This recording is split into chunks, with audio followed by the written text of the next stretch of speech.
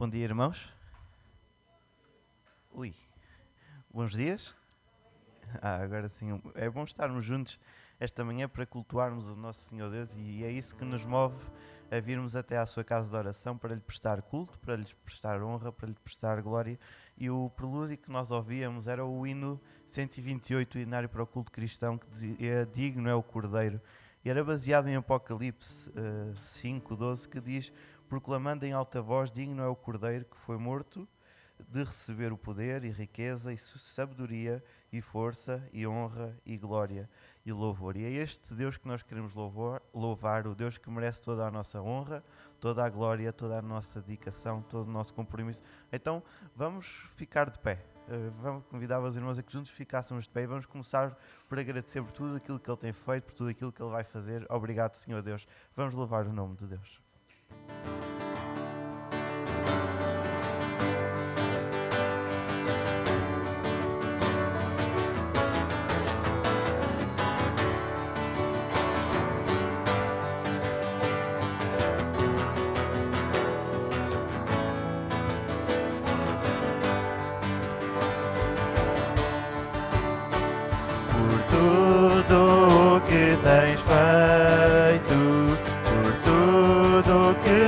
Fazer por tuas promessas e tudo o que és, eu quero te agradecer com todo o meu ser,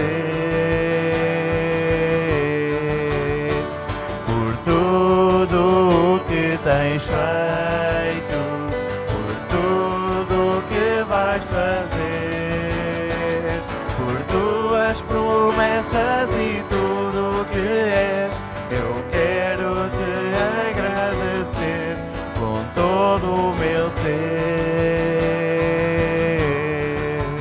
Te agradeço, meu Senhor. Te agradeço, meu Senhor. Te agradeço por me libertar e salvar, por ter morrido em meu lugar. Te agradeço, Jesus, te agradeço, eu te agradeço, te agradeço. Te agradeço por me libertares e salvar, por teres morrido em meu lugar. Te agradeço, Jesus, te agradeço,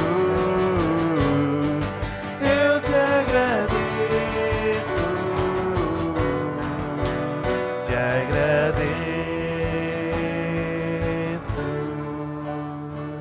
Vamos ter uma palavra de oração ao nosso Senhor Deus. Senhor Deus, graças te damos, Pai, pela oportunidade que tu nos dás de virmos até à tua casa de oração para te prestar honra, glória, Pai, para te dar louvores que só tu mereces, Senhor Deus. Nós te estamos gratos pela salvação que temos no Senhor Jesus Cristo, Pai. Te estamos gratos pelo teu Santo Espírito que nos guia e nos capacita, Pai, dia após dia, Pai, e nos dá a sabedoria do alto que nós precisamos, Senhor Deus. Nós te estamos gratos realmente porque a cada dia, Pai, tu renovas a tua graça, a tua misericórdia e realmente o teu amor não tem limites, Pai, e poucas são as palavras que nós conseguimos ter quando pensamos no tão grande amor que tu tens para connosco, Pai.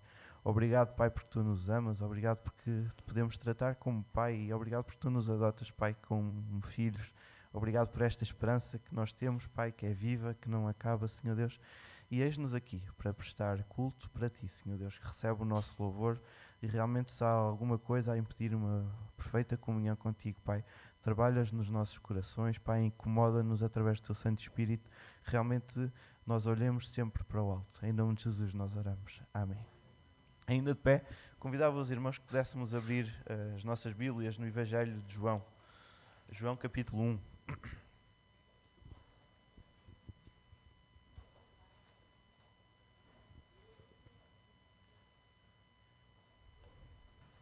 João capítulo 1, e vamos estar a fazer a leitura dos versículos 1 até o versículo 14. João 1, 1 a 14. E diz-nos assim a palavra do Senhor Deus. João 1, 1 a 14. No princípio era o Verbo, e o Verbo estava com Deus, e o Verbo era Deus. Ele estava no princípio com Deus. Todas as coisas foram feitas por intermédio dele, e sem ele nada do que foi feito existiria. A vida estava nele e era a luz dos homens. A luz resplandece nas trevas, e as trevas não prevaleceram contra ela. Houve um homem enviado por Deus, seu nome era João. Ele veio como testemunha a fim de dar testemunho da luz, para que todos crescem por meio dele. Ele não era a luz, mas veio para dar testemunho da luz. Pois a verdadeira luz que ilumina a todo o homem estava chegando ao mundo. O Verbo estava no mundo, e este foi feito por meio dele, mas o mundo não o reconheceu.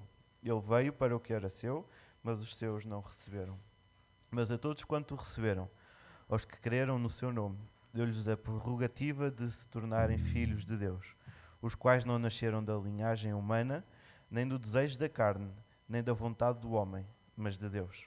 E o Verbo que se fez carne e habitou entre nós, pleno de graça e de verdade, e vimos a sua glória como a glória do unigénito do Pai. Tremendo estes versículos, quando pensamos que o Senhor Jesus Cristo veio para o que era seu, os seus não receberam, mas através dele, através do seu sacrifício, através da obediência ao Pai, nós hoje temos uma esperança que não termina. Vamos continuar a louvar a Deus com um canto que diz: eu fui perdoado, mas Jesus foi condenado. Eu fui aceito, mas Jesus morreu. Precioso é este amor que nos traz paz sem fim, que nos dá tranquilidade, que dá uma paz que excede todo o entendimento. Esta paz vem do Senhor Jesus Cristo, e vamos ainda de pé continuar a louvar o nome de Deus.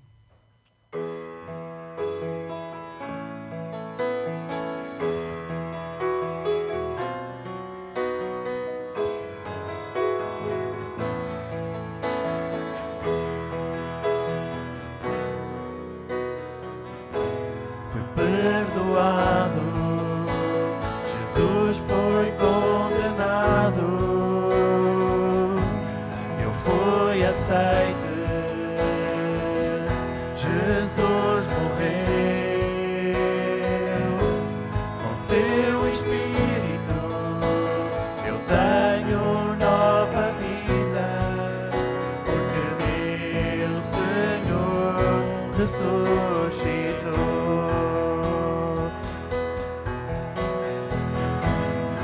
Perdoado, Jesus foi condenado, eu fui aceite, Jesus morreu, com seu Espírito eu tenho nova vida, porque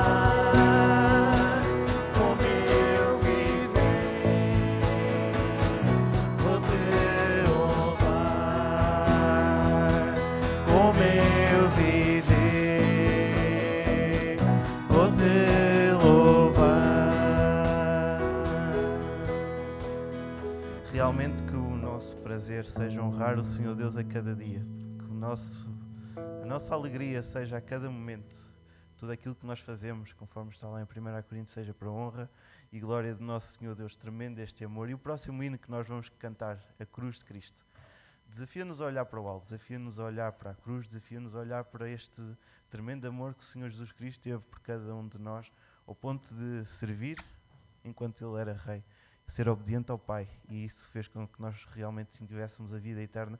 E durante este tempo, enquanto cantamos este hino, nós vamos estar a recolher os dízimos e as ofertas, um tempo de consagrarmos ao Senhor Deus parte daquilo que o Senhor Deus nos dá a cada dia. Então eu convidava o irmão Lourenço e o irmão Rogério que nos pudessem estar a auxiliar na recolha dos dízimos e das ofertas enquanto cantamos este hino, a cruz de Cristo.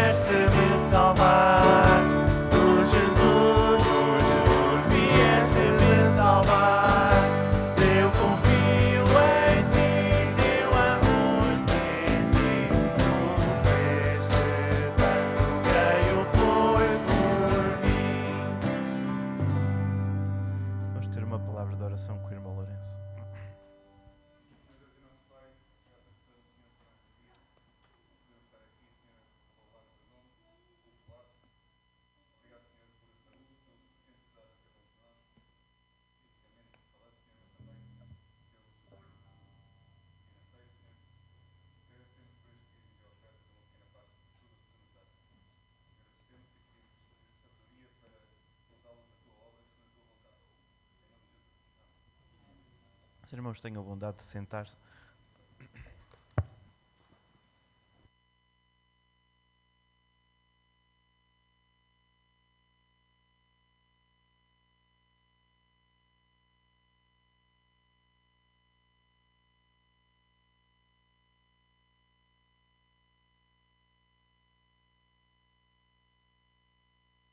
Dia a todos. Quando o André há pouco disse bom dia, eu percebi que as máscaras impedem que tenhamos a expressão tão forte, tão sentida quanto um bom dia. Mas é bom estarmos juntos. E nesta manhã eu vou convidar que possamos ter um sentimento igual. Vamos abrir as nossas Bíblias em Filipenses, capítulo 2.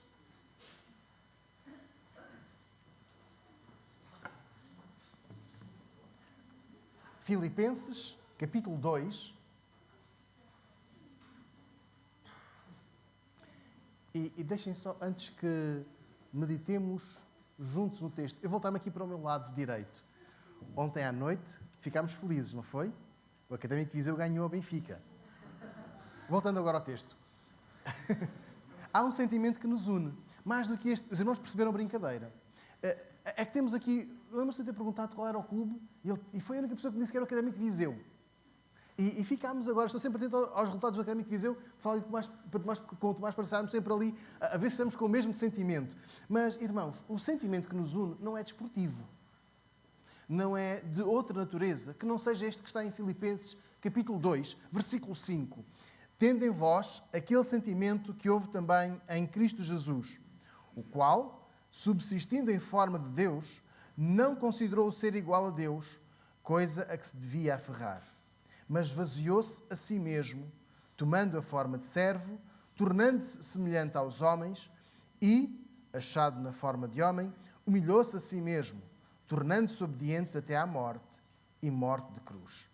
Pelo que também Deus o exaltou soberanamente e lhe deu o nome que é sobre todo o nome, para que ao nome de Jesus se dobre todo o joelho dos que estão nos céus e na terra e debaixo da terra. E toda a língua confesse que Jesus Cristo é Senhor, para a glória de Deus Pai. O sentimento que desejamos ter, o sentimento que queremos cultivar, versículo 5, é aquele igual ao de Jesus. Olhando para a igreja em Filipos, ela, por esta carta, é convidada, é chamada pelo apóstolo Paulo a sentir o exemplo de Jesus como sendo válido e a seguir o exemplo deixado por Jesus como uma maneira excelente, perfeita, de identificar aquela igreja com o seu Senhor. O ano de 2020, o mês de outubro de 2020, serve para nos despertar a sermos a igreja do Senhor Jesus. Uma igreja que tem o mesmo sentimento que está aqui expresso e bem no versículo 6, o qual, subsistindo em forma de Deus, não considerou ser igual a Deus, coisa a que se devia aferrar. Pois bem, este é o sentimento que a igreja em Filipos deve ter. Uma igreja que olha para Jesus e acredita que Jesus é Deus, mas que não se quis manter na sua condição exclusivamente divina, algo que ele tinha direito, que era a sua natureza, que era próprio, mas que Jesus dispensou. Todas as traduções são iguais àquelas que li. Alguém tem uma tradução diferente no versículo 6? Que possa ler, por favor.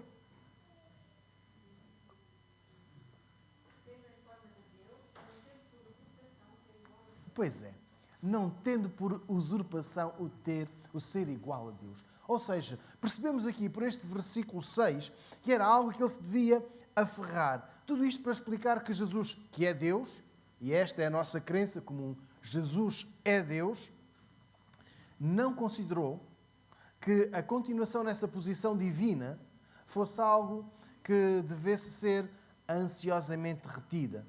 Porquê? Porque Jesus tinha de completar uma missão. Ou seja, Jesus tornou-se homem. Manteve-se Deus, mas foi homem.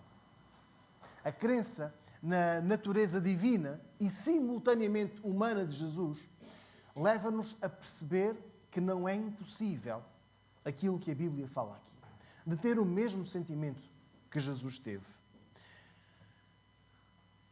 Até porque fica uma dúvida. Então, mas os filipenses não eram deuses? Que sentimento deveriam eles ter? Que sentimento é este que fala o versículo 5? Do que é que se deveriam eles despir? Se eles não eram Deus, do que é que eles se deveriam despir?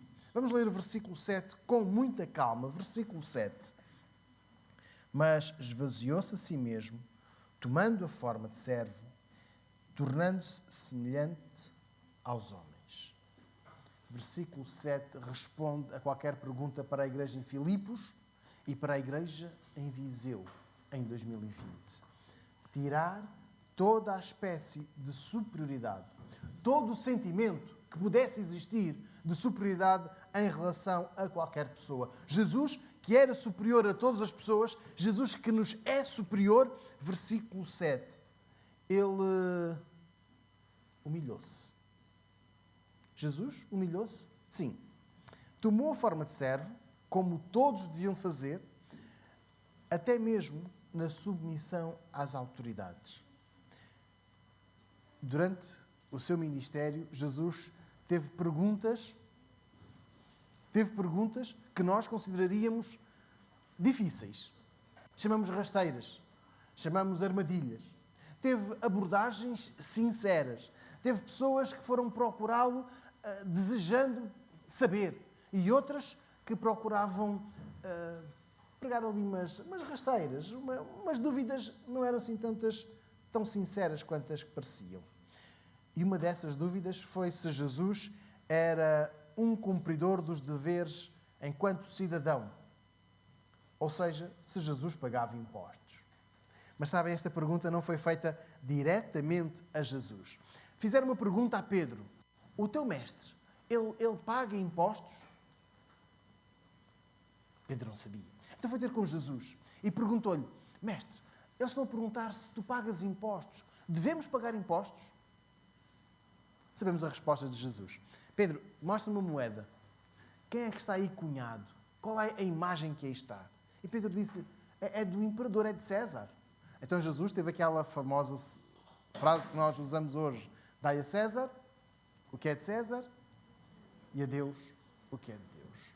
Impressionante que Jesus, sendo Deus, pagou impostos. Ele não tinha que se submeter à autoridade do imperador. Ele não tinha de submeter à autoridade do imperador que durava 10, 30, 40 anos. Os mais longos, 40 anos. Não, Jesus submeteu-se. Ele era Deus. Ele não tinha de submeter, mas ele submeteu-se. E sabem, irmãos, aqueles que fizeram a pergunta a Pedro não eram todos unânimes. Havia uns que eram partidários de Herodes. Ou seja, Mateus capítulo 22, do versículo 15 ao versículo 21, diz-nos o que alguns foram saber. Uns foram tentar encontrar apoio para não pagar impostos. Uns aspiravam a que Herodes pudesse ser verdadeiramente o governador, não tanto um palhaço, um fantoche nas mãos do governador romano, do decretado pelo imperador. Não eram consensuais, mas procuraram Jesus em jeito também de armadilha. Mas outro exemplo de como Jesus se comportou como um servo aconteceu durante o seu julgamento. Sabemos que as autoridades religiosas fizeram ali uma armadilha a Jesus, depois enviaram-no para Pilatos. E quando o governador romano interroga Jesus acerca da sua missão, se ele sabia por que razão estava ali perante a figura do governador a ser julgado, Jesus respondeu-lhe em João 19:11: nenhuma autoridade tereis contra mim, se de cima não te fosse dada. Aquele, porém, que me entregou a ti, maior pecado tem. E isto dito quando Jesus podia apelar à misericórdia do governador. O nosso sistema judicial está separado do poder político. O tribunal não presta contas à ministra da Justiça, ao primeiro-ministro ou ao presidente. O que o tribunal decreta é para cumprir, seja a absolvição, seja a condenação. No caso do Império Romano não era assim. O imperador era também ele a última voz do sistema judicial. E naquele momento Jesus podia apelar à misericórdia, à bondade do governador romano e pedir-lhe, por favor, impede que eu seja condenado. Era o momento de Jesus se livrar daquela sentença de morte. E agora voltamos a Filipenses 2:7. O que Jesus fez? Alguém pode ler, por favor? Filipenses 2:7.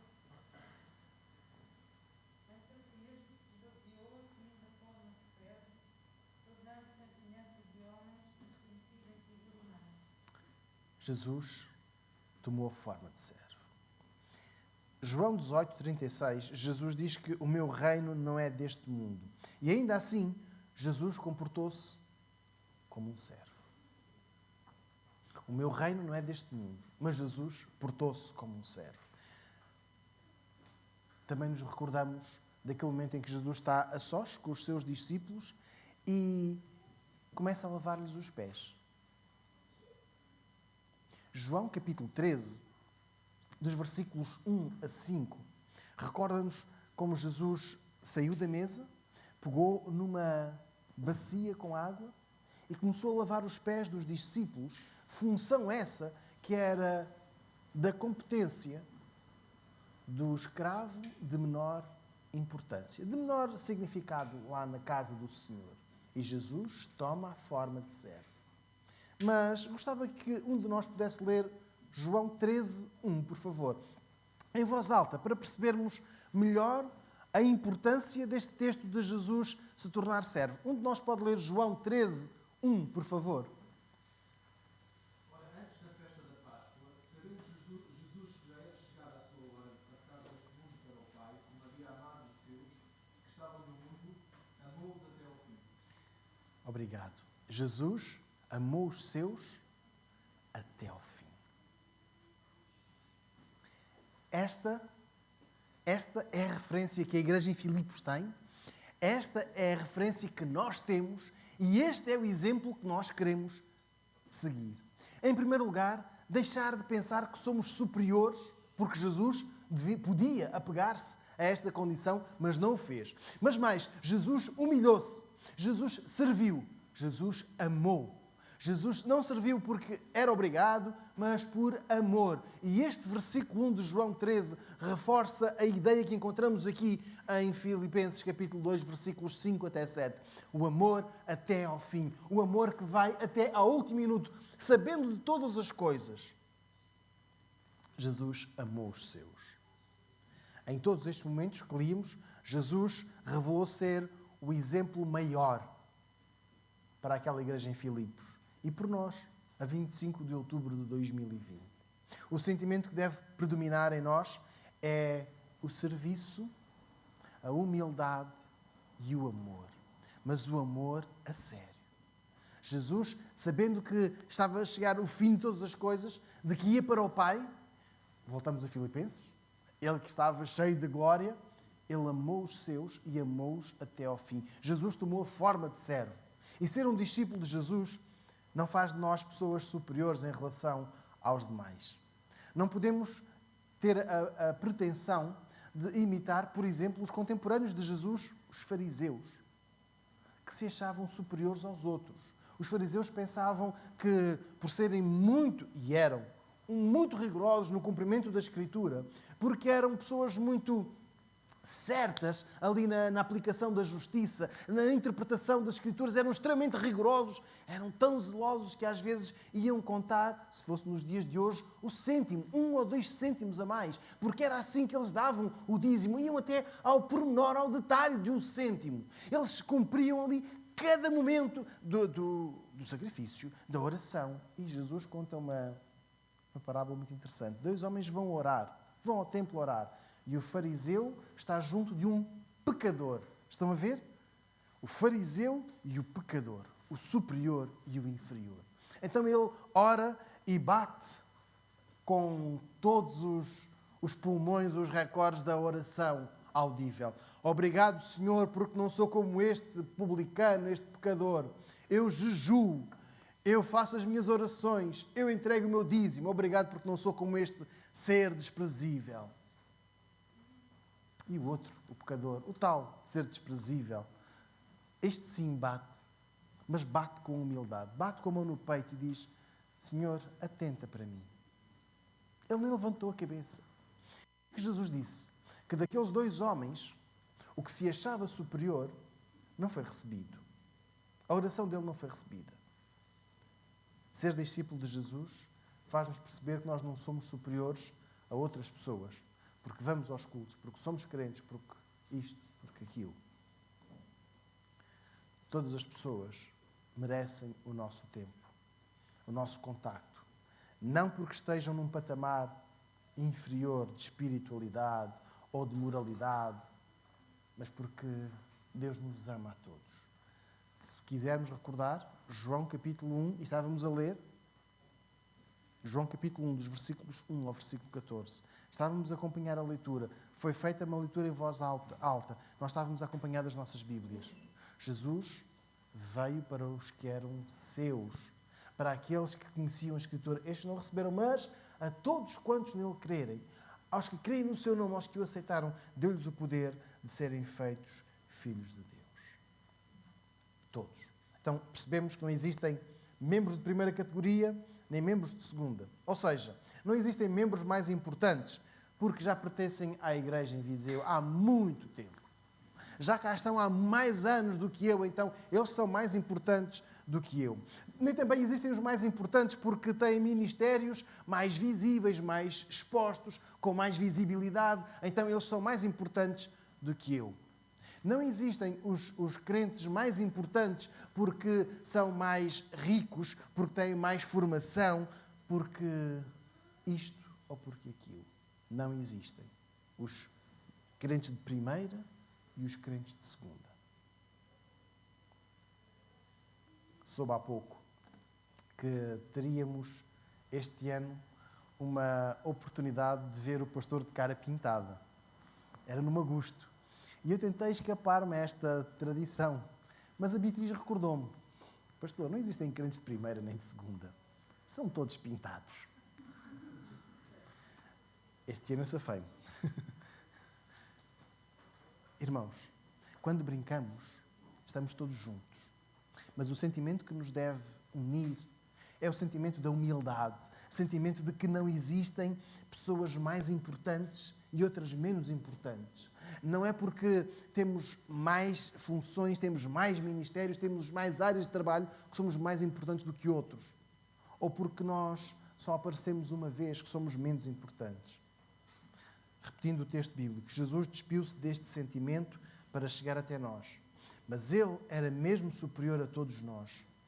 E nós somos mesmo carenciados desta entrega. Tu, Jesus, vieste-me salvar. Cantávamos neste hino. Então nós podemos repetir o texto bíblico. Jesus é mesmo superior a mim e eu preciso mesmo desta entrega. Mas entre nós, os que aqui estamos e os que aqui não estão, entre nós não existe qualquer distinção ou hierarquia. Entre nós não existe um crente de primeira, não existe pessoa mais importante e a secundária e a menos importante. O exemplo de Jesus que nós devemos imitar é o da remoção de qualquer sentimento de superioridade ou inferioridade. Chamamos isto de um complexo de superioridade ou de inferioridade. Irmãos, está na hora de deitar fora. Está na hora de tirar mesmo da nossa vida. Vamos ter o mesmo sentimento de Jesus, ou seja, retirar este sentimento de superioridade, até mesmo de superioridade moral. A nossa vida está de acordo com a Escritura. A dos outros, não sei. Então nós somos um pouco superiores. Em termos espirituais, em termos de fé, nós estamos a um patamar superior. Isso não é verdade. Não existe. Por favor, não contabilizem as presenças nos cultos de quarta-feira ou de domingo para serem inferiores ou superiores a outros. Depois de tirar todo este sentimento, este complexo de superioridade ou de inferioridade, devemos passar a servir todas as pessoas como servos de Jesus. Quando olhamos para este texto, versículo 7, mas esvaziou-se a si mesmo, tomando a forma de servo, tornando-se semelhante aos homens e achado na forma de homem, humilhou-se a si mesmo, tornando-se obediente até à morte e morte de cruz. A maior humilhação, versículo 8, foi a crucificação. Mas antes de olharmos mesmo para aquele momento da crucificação, vamos olhar para os dias anteriores. Jesus chega a Jerusalém, montado num pequeno jumento, e o que acontece? Uma explosão popular, não organizada, de alegria, de manifestação da superioridade, da grandeza de Jesus. E chamam que Jesus é o Rei, chamam Jesus de Rei. E dizem, Hosana, bendito que vem em nome do Senhor. E colocam então ali as suas roupas, os ramos de palmeiras, para demonstrar que Jesus é Rei, é divino, é superior. Mas, uma semana depois, onde estavam estas pessoas? Crucificam. Depois vem aquele momento em que Judas foi acertar o pacto com os líderes religiosos. Judas foi perguntar, quanto é que me pagam para eu vos entregar Jesus? E Jesus sabia de tudo isto. Sabia da hipocrisia daquelas pessoas que gritavam, Ele é o Rei, Ele é o Rei, e que uma semana depois iriam gritar, crucifica-o. Jesus sabia de tudo o que se passava. E naquele momento Jesus teve a oportunidade de parar tudo. De parar com a conspiração de Judas, de parar com a falsidade, daquela aclamação que tinha recebido, aquela hipocrisia. Mas ele, versículo 8, manteve-se fiel à missão que tinha. Humilhou-se e foi obediente até à morte e morte de cruz. Há também o momento em que Jesus está a jantar e aparece uma mulher pecadora, e voltamos então à segunda categoria, aquela que ninguém quer pertencer. Uma mulher que aos olhos de todos era pecadora. E o que ela faz? Ela derrama um perfume caríssimo, dispendioso, tanto dinheiro, ela derrama sobre a cabeça de Jesus. E isto indignou todos os presentes, inclusive os discípulos. Assim, que ninguém nos ouve. Porquê que ela gastou tanto dinheiro? Tanto dinheiro, mal empregue. Ela até podia vender este dinheiro e ajudar os pobres, coitadinhos. Os coitadinhos. Estão a perceber? Jesus disse que se aquela mulher tivesse feito o mesmo sacrifício, de despender aquele dinheiro todo pelo seu corpo morto, como é que ela seria encarada? Muito bem. Fez muito bem. Aí ninguém se importaria. Somos todos conscientes que na próxima sexta-feira não poderemos sair do município a não ser que tenhamos uma justificação muito forte, plausível. O governo encerrou, não as fronteiras, mas as nossas movimentações intermunicipais. E sabem qual foi o objetivo? Evitar os aglomerados familiares em torno dos cemitérios. Nós temos o hábito, que seria no dia 2 de novembro, mas no dia 1, feriado, ir ao cemitério e honrar os nossos mortos, honrar os nossos antepassados, e não honramos os vivos. E é aquilo que Jesus está aqui a dizer. Esta mulher foi condenada, foi criticada por vós, por me honrar enquanto eu estou vivo. Mas se ela o fizer quando eu morrer, quando eu estivesse morto, o que é que vocês iriam? Um aplauso. Irmãos, o sentimento que nos deve caracterizar não é honrar mortos, é celebrar o Senhor da vida. E é aqui que Jesus quer chegar. E agora quando Paulo escreve à igreja em Filipos, ele lhe diz que Jesus se humilhou para nos servir, deve-nos fazer perceber o seguinte, que nós devemos celebrar a vida, o Senhor da vida, e não a morte. O sentimento que nos une é a celebração do Senhor da vida, a celebração de Jesus. Também há uma afirmação arrojada de Pedro, quando Jesus disse que todos se irão escandalizar de mim, irão todos fugir, irão todos ter vergonha de dizer que são meus discípulos. Pedro disse, não, Senhor, estes vão todos fugir, mas eu não. Eles são os cobardes, mas eu, Senhor, vou contigo até ao fim. Jesus sabia que Pedro o negaria 3 vezes naquela noite, num espaço de tempo tão curto, que quase nem dava para acreditar que era a mesma pessoa que dizia nunca te negarei, e aquela que 3 vezes disse eu nem o conheço. Uma delas a praguejar. Jesus sabia de tudo isso e ainda assim não desistiu. Depois veio o julgamento.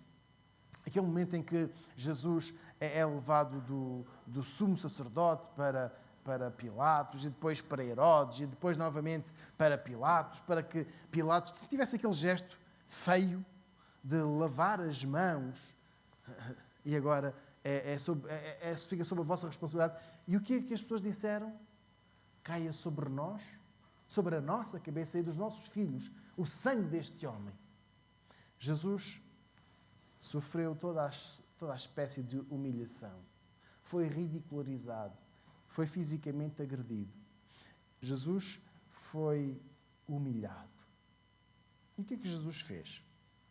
Filipenses, capítulo 2, versículos 7 e 8.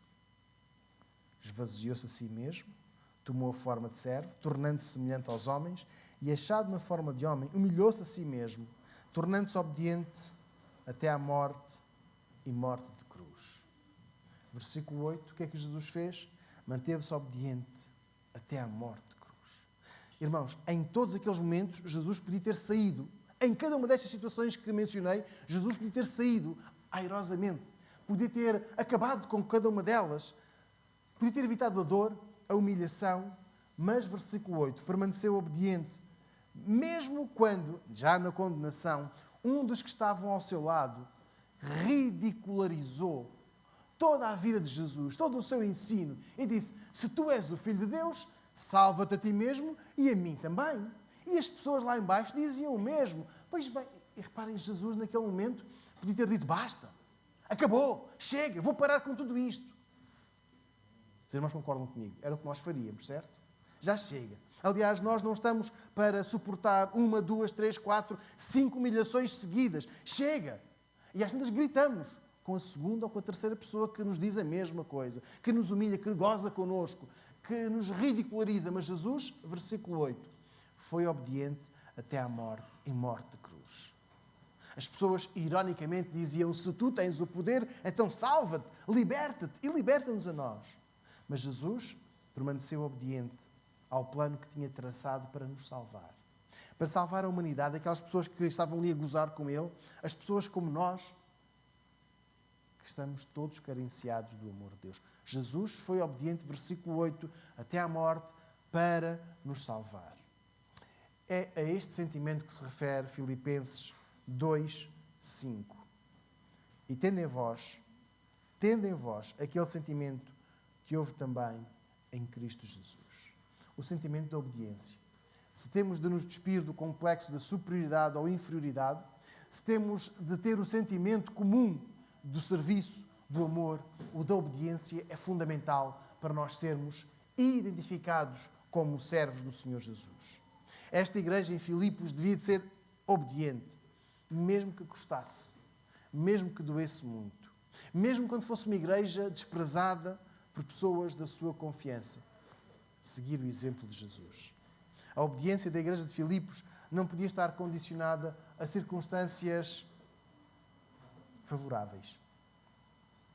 Este sentimento de obediência a Deus não pode ter condicionalismos.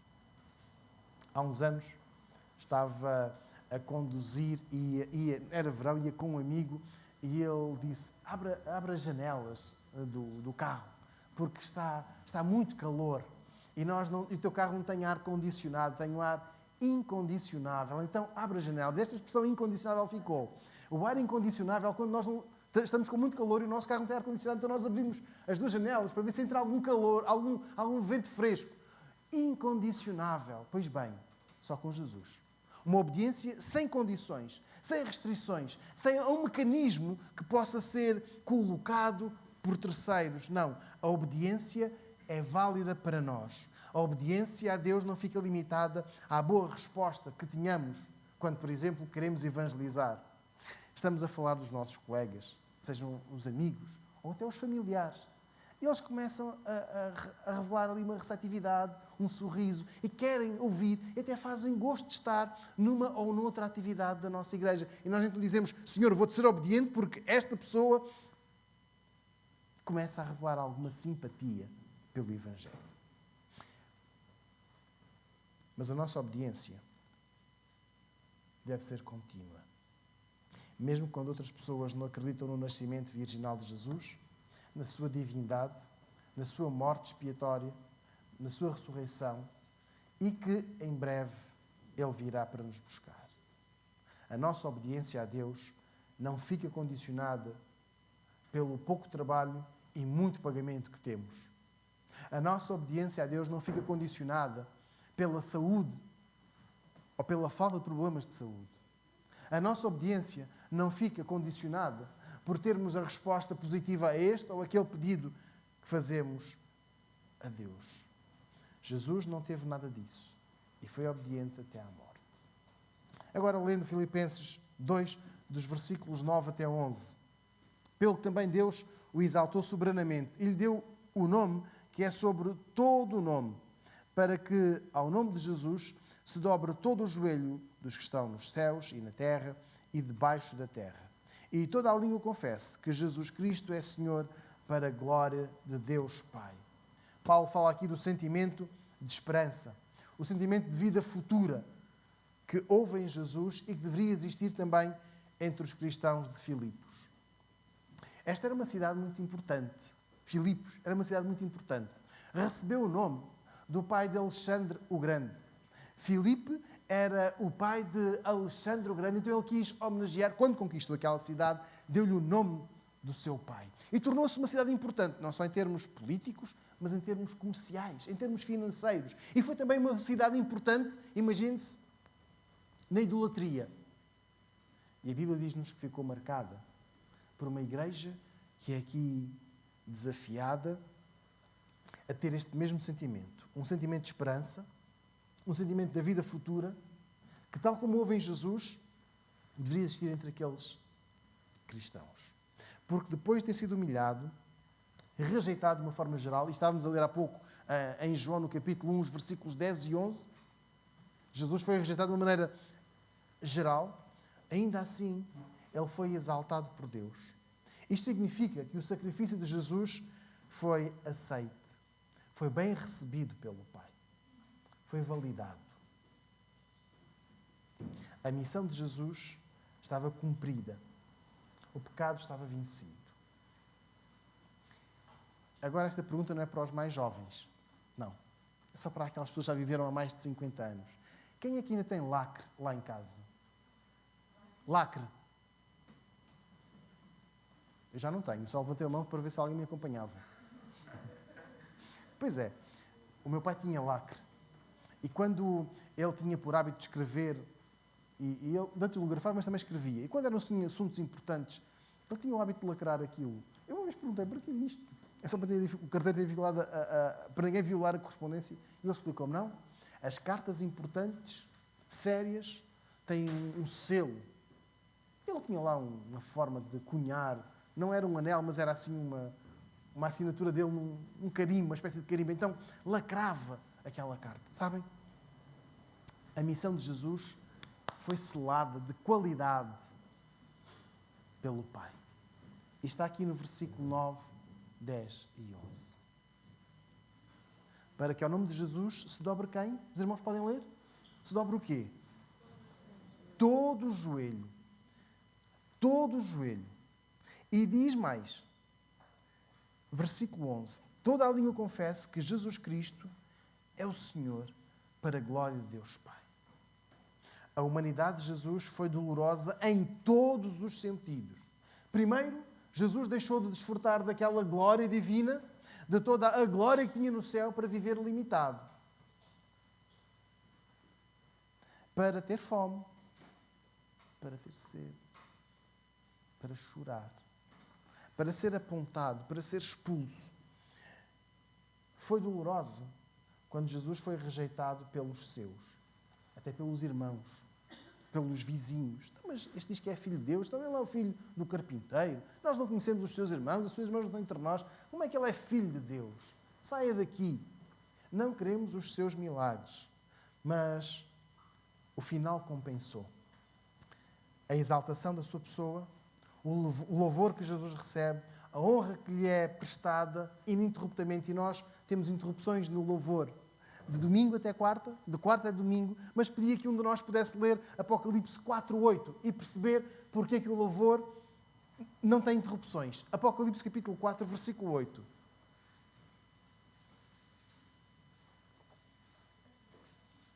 Um de nós pode ler, por favor? Os quatro animais tinham, cada um per si, 6 asas, e ao redor e por dentro estavam cheios de olhos, e não descansam nem de dia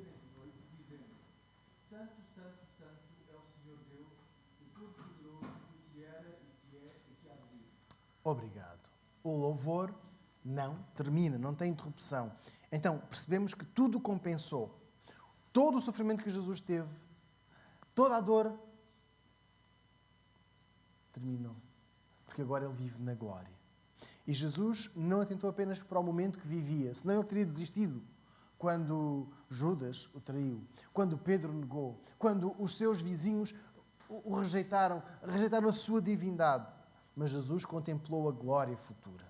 E ainda que a igreja em Filipos, mesmo que aquela igreja sofresse algum tipo de perseguição, ou de humilhação, ou de ridicularização, que é muito comum, era provável que estivesse a acontecer, Paulo diz: tenham o mesmo sentimento que Jesus teve e mantenham os vossos olhos postos na glória futura. Não desistam, mas pelo contrário, imitem Jesus, tenham o mesmo sentimento que Jesus teve e esperem a glória futura.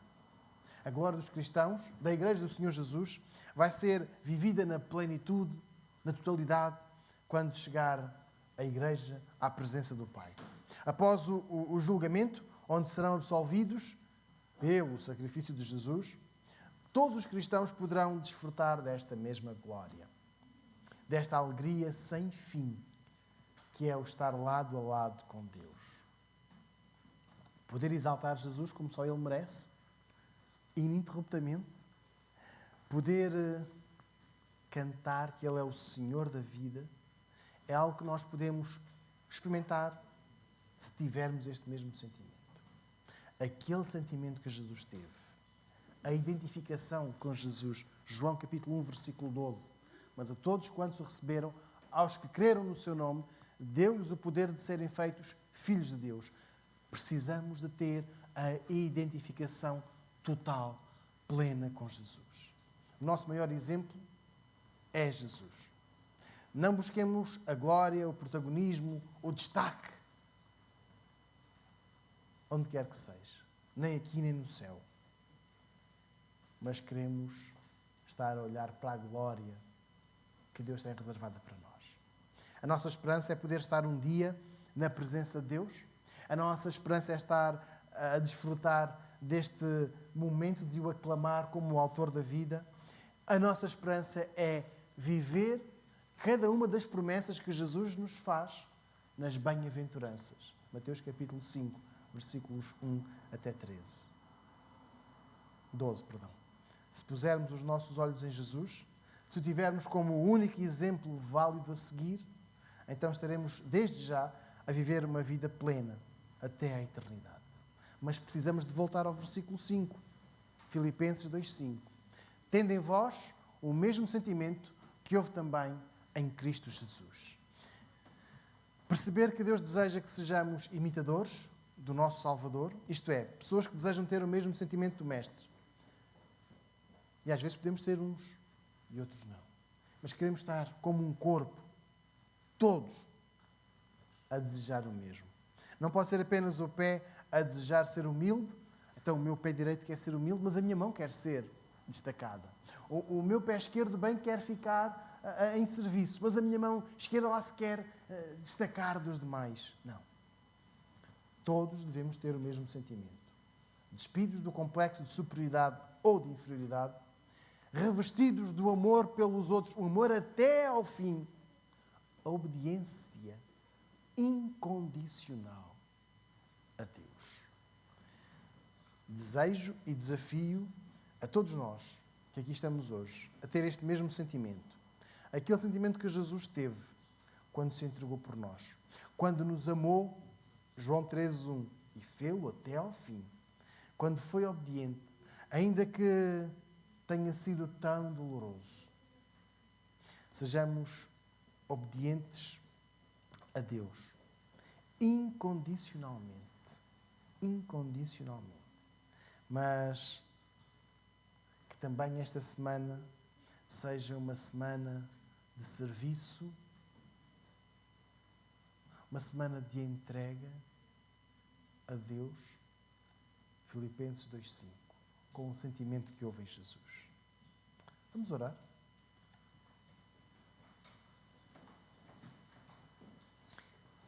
Pai de amor, graças te damos por porque nos dás o maior exemplo, porque temos o maior exemplo a seguir.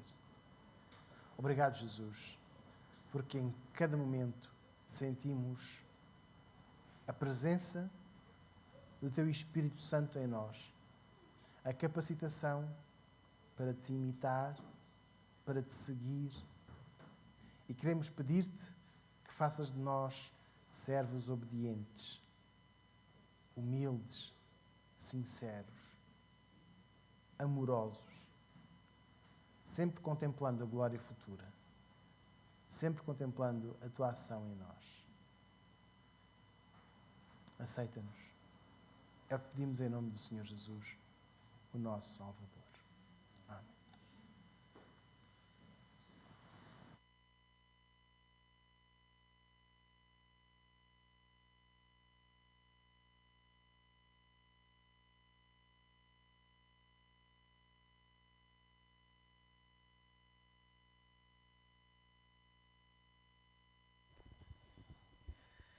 Ainda que sentados, nós vamos terminar o nosso ato de culto com uma oração. Uma oração que nos desafia a sermos humildes, a sermos servos, a reconhecermos que realmente nada somos sem o Senhor, nosso Deus, o Senhor Jesus Cristo. E o refrão diz: toma as minhas mãos, eu te peço, toma a minha vida.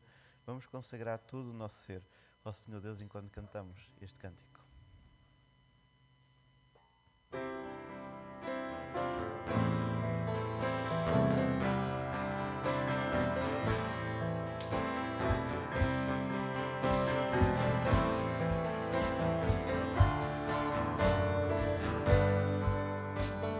Sei que sou nada e do pó eu nasci, mas tu me amas e morreste por mim.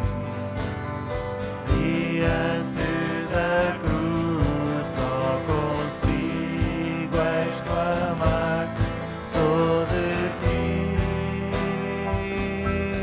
sou de ti. Toma as minhas mãos, te peço, toma os meus lábios, te amo, toma a minha vida, ó Pai, pois sou de ti, sou de ti. Quando de joelhos te olho, ó Jesus, vejo tua grandeza e a minha pequenez. Que posso dar-te apenas meu ser? Sou de ti, sou de ti.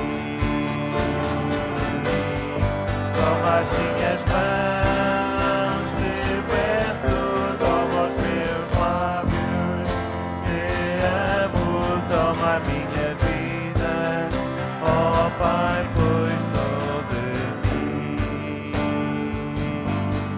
Toma as minhas mãos, te peço, toma os meus lábios, te amo, toma a minha vida, ó Pai, pois sou de ti, sou de ti. Quando escutamos o pós-lúdio e o instrumental, vamos ter um tempo de oração silenciosa.